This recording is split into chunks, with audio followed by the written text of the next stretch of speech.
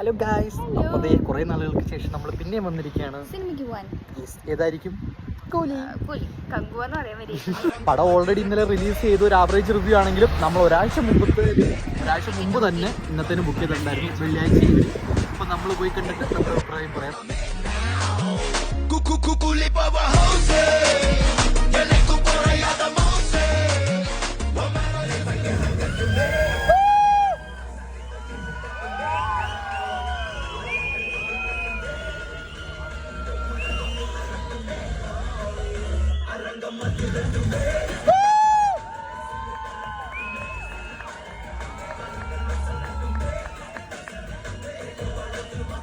നമ്മൾ കൂലി കണ്ടു.